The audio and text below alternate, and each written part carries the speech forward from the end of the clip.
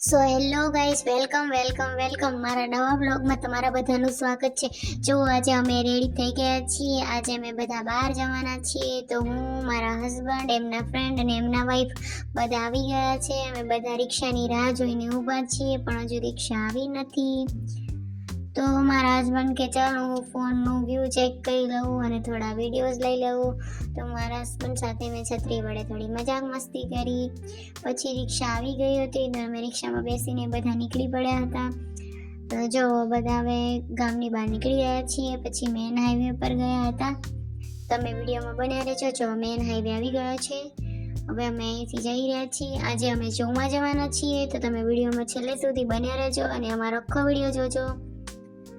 તો જો હવે મસ્ત મેઇન હાઈવેનો વ્યૂ કેવો મસ્ત છે। આજે સવારમાં અહીંયા વરસાદ આવ્યો હતો તો થોડું પાણી થઈ ગયેલું હતું, એટલે સરસ વ્યૂ આવતો હતો। મસ્ત વાદળા અને મસ્ત વાતાવરણ હતું આજે। તો મેં જો વિડીયો રેકોર્ડિંગ કરેલું હતું। આ બધું મારું ક્રેડિટ વિડીયોનું મારા હસબન્ડને જાય છે, કારણ કે આ બધો વિડીયો એમને લીધેલો હતો।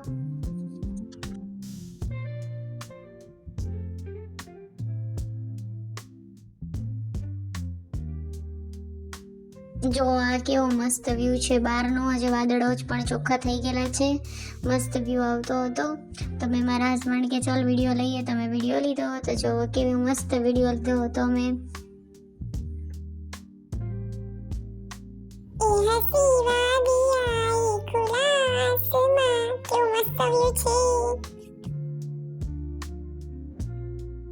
પછી અમે થોડા વિડીયોઝ ને એવું બધું કરી લીધું હતું અને તમે જુઓ કેવું મસ્ત વાતાવરણ હતું આજનું।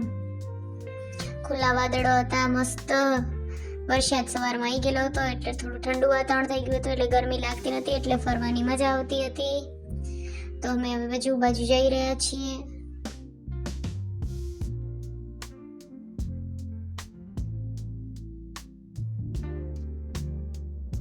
આ આવી ગયો છે તે ઝૂમાં જવા માટેનો અંદરનો રસ્તો।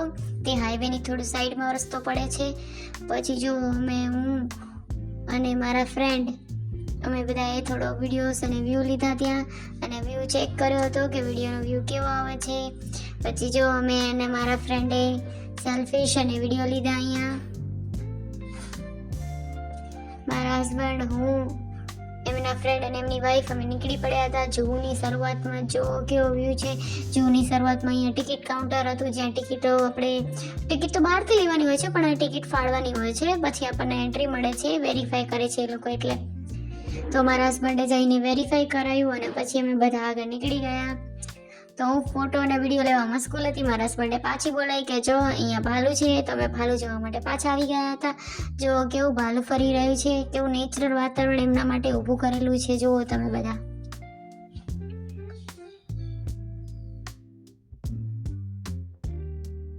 પછી અમે બધા આગળ ગયા। પછી અહીંયા દીપડાનું એક પાંજરું હતું, જેમાં દીપડો ફરી રહ્યો હતો, માણસોને જોઈને એને ખાવા માટે રઘવાયેલો થયેલો હતો।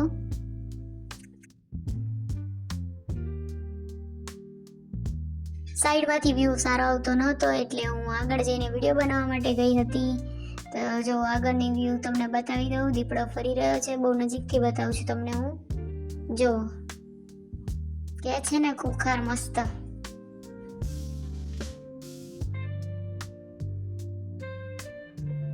જો અમે મસ્ત મશગુલ થઈને ફરી રહ્યા હતા। મારા હસબન્ડે પાણીની બોટલ લીધી હતી। મને કે વિડીયોમાં પાણીની બોટલ ના લે, પણ સોરી, મેં બોટલ લઈ લીધી હતી વિડીયોમાં। તો પછી અમે જો હવે તો આગળ વધી રહ્યા છીએ। પછી મારા હસબન્ડ કે લાવો તમારા બધાના ફોટો લઉં, તો મેં એમને મારા બધાના ફોટો લીધા। વાતાવરણને માણતા મેં આગળ વધી રહ્યા હતા। પછી આવ્યા છે હરણોના પાંજરા। હરણના પાંજરા બહુ મોટા બનાવેલા હતા, એમને હરી ફરી શકે ને એટલા માટે થઈને। પછી જો મેં થોડું કેટવોક કર્યું, મારા હસબન્ડે વિડીયોઝ લીધા મારા। પછી એમને બી મારા સાથે થોડા વિડીયોઝ અને ફોટોઝ લીધા હતા।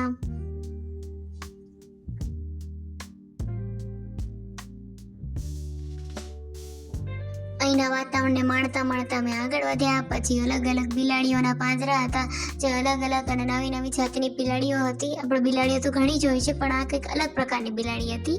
જો કેવી છે, લાગે છે ને કંઈક ચીતો કે દીપડો હોય, પણ આ દીપડો કે ચીતો નહીં, પણ બિલાડી છે।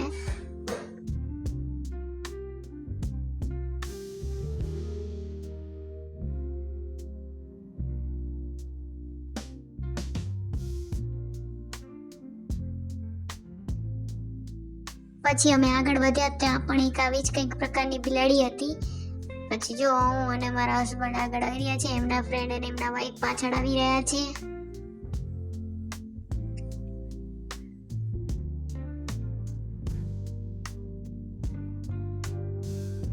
પછી અમે સાવજને જોવા ગયા, એટલે કે લાયન કિંગ એને જોયું. સિંહ જોવા માટે અમે ગયા હતા. એક સિંહ બાજુમાં ખાઈ પીને ઊંઘી ગયો હતો, તો એનો વ્યૂ બરાબર આવતો નતો. મારા હસબન્ડ કે ચાલ આ બાજુ એક સિંહ જાગેલો છે, એ હરતો ફરતો હતો, તો એનો વિડીયો લેવા માટે અમે આગળની સાઈડ વહી ગયા હતા.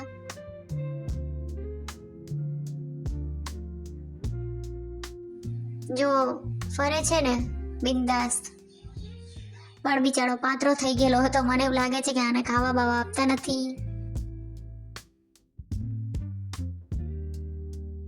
આ બધા સિંહ ને બધું છે એ બધું ગુજરાતથી આવેલું હોય છે. અહીંયા આવું કંઈ હોતું નથી, એટલે લોકોને નવાઈ લાગે છે. અહીંયા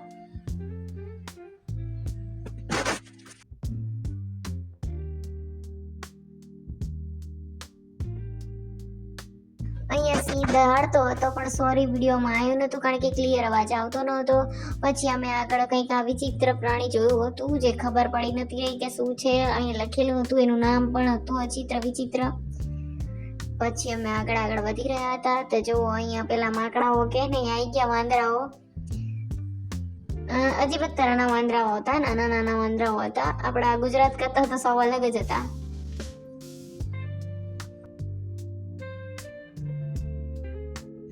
જો પછી અમે બધા આગળ આવી રીતે વધી રહ્યા છીએ. પછી આ છે વાઘનું પાંજરું, જ્યાં વાઘ અમને ક્યાંય દેખાતો નહોતો. મારા હસબન્ડ કહે કે વાઘ પેલા ઝાડવાઓ છે એની પાછળ સૂતેલો છે. પછી મારા હસબન્ડને અમે બધા એ બાજુ જોવા ગયા, પણ એ ક્લિયર એટલો બધો દેખાતો ન હતો વિડીયોમાં. સો પછી અમે પાછા વળી ગયા હતા ત્યાંથી, કારણ કે બરાબર દેખાતું ન હતું. અને અમે આગળ બીજું બધું જોવા માટે ગયા હતા.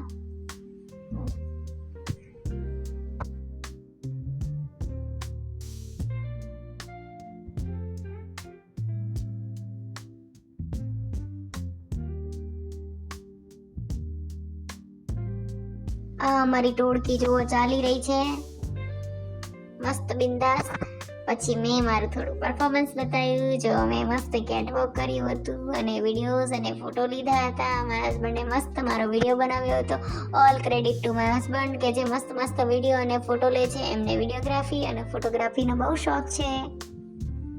સો એમનો બધો શોખ હું ઉતારું છું કે હા મારા વિડીયો લો ચલો.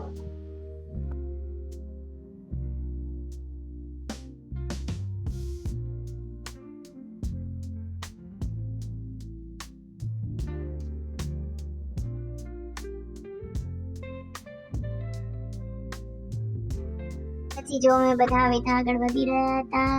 મારા હસબન્ડે થોડો વિડીયો લીધો એમનો પણ. એમને મૂછ મરડવાનો શોખ બહુ છે, કારણ કે મેં કીધેલું હતું આગળના વિડીયોમાં કે ગુજરાતી ભાવ એમના વિડીયોમાં મૂછ મરડવાનું, ફોટોમાં ગમે ત્યાં બહુ ચાલુ જ રાખે છે એ બધું.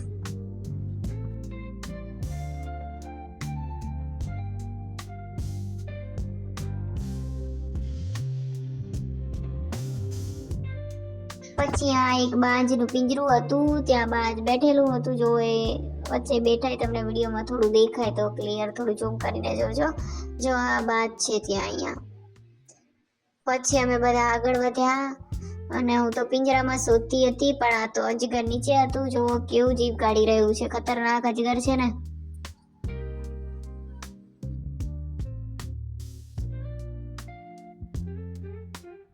આ રેલિંગ વચ્ચે અને અજગરના પાંજરા વચ્ચે ઘણી બધી જગ્યા હતી. આ તો અમારી પાસે સેલ્ફી સ્ટિક હતી, તો મેં નજીકથી વિડીયો લીધો હતો.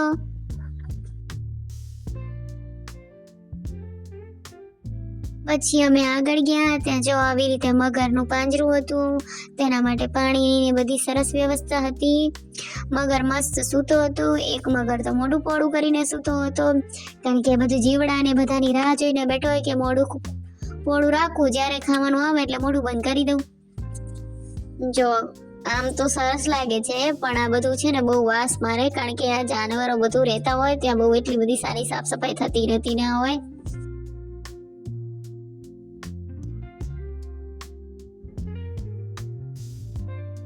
જો હું તમને નજીકથી વ્યૂ બતાવું કેવું મગર સૂતો છે.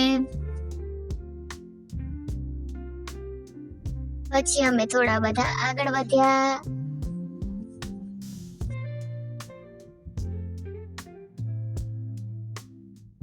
આ પાંજરું જે આવે છે એ તો આપણે ત્યાં નોર્મલ છે.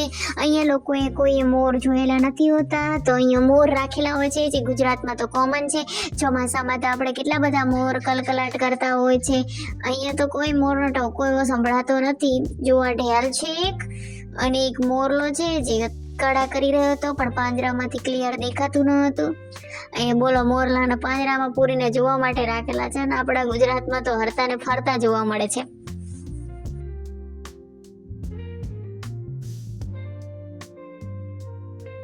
પછી જો અમે આગળ વધ્યા, જ્યાં ચિત્ર વિચિત્ર પક્ષીઓ રાખેલા હતા. અમે બધા એને જોયા.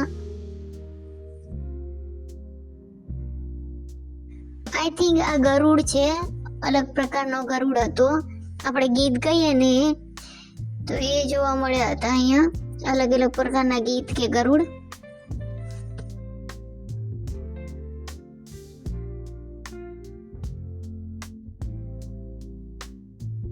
પછી અહીંયા થોડા બગલાઓ પણ રાખેલા હતા, જે મેં હમણાં કીધું ને કે અહીંયા બગલાઓની પણ આ લોકોને નવાઈ લાગે છે, પિંજરામાં પૂરીને જોવા રાખેલા હતા. પછી હું અને તાક્ષી થોડી મજા કરતા હતા, તો મેં તાક્ષીને તેડી લીધી. પછી અમે થોડા આગળ વધ્યા, અમે થોડો બ્રેક લીધો, તો અમે બધા થોડા બેઠા હતા, કારણ કે અમે બહુ થાકી ગયા હતા. મારા હસબન્ડને મેં વિડીયો લીધા, ત્યાં સુધી ભાભીએ તાક્ષીને ખવડાવી દીધું હતું. પછી અમે બધા આગળ વધ્યા. આમાં પણ એ આઈ થિંક ગીધ જ છે, આ બધા પણ અલગ અલગ જાતિના હોય ને એમ.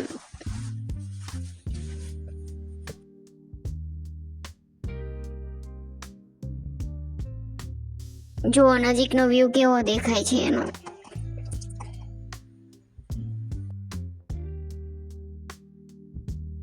પછી અમે લોકો બધા બહુ થાકી ગયા હતા, તો અમે ઘરે જવા માટે નીકળી ગયા હતા.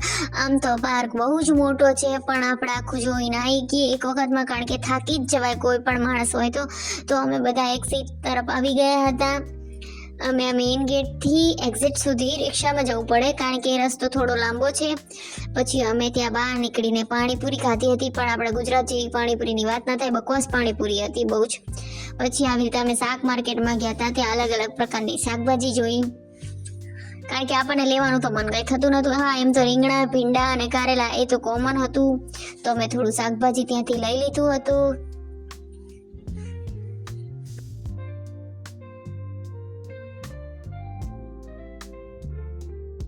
જો કેવું શાકભાજી છે, અજીબ અજીબ. પછી અમે લોકો રિક્ષામાં બેઠા, રિક્ષામાં બેસીને ઘર જવા માટે નીકળી ગયા હતા. આ બધું શાકભાજીને અમે લઈ લીધું હતું.